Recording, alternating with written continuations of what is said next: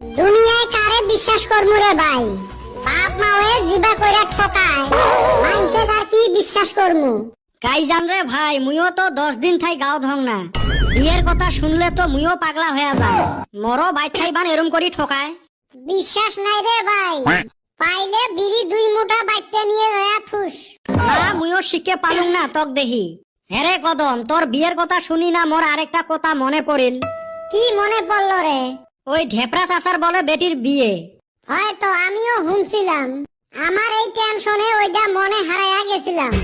হয় রে, আজকে বলে বিয়ে, বিশাল খাওয়া দাওয়ার আয়োজন। কিন্তু কই আমার তো জিএপদ দিল না। তাই তো, কেবা মানুষ একে গ্রামে থাকি জিয়াপদ দেয় না।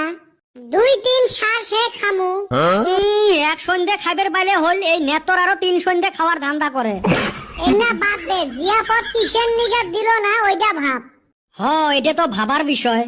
গাঁৱতে বিয়ে হাইফাই খাওয়া, আর আমার গুলেকে জিএপদ না দে। এ তোমরা দুইজন এতে কি করেন? আমরা তো বৈশা রইছি, তোরা সাইজা গুইজা কোনে যাস? আমরা ওই ঢেপরা চাচার বেটির বিয়ের জিএপদ দিছে রে, ওতে খাইবার যাই। আমাক যে জিয়াপদ দেয় নাই তাও অত খারাপ লাগে নাই, কিন্তু এগরে দিল আমাক দিল না। এইটা হই না তো হেইরুম খারাপ লাগলো। আরে বেটা ছাওয়া, তোমাক জিএপদ দেয় নাই? এই জিএপদ আর দেয় নাই, দিছে। আমরা তো তোমার না খাওয়ানো হয়, আমরা সন্ধ্যেবেলা যামু। নেরে কদম? তাই তো, আমরা মনে হয় জানি না।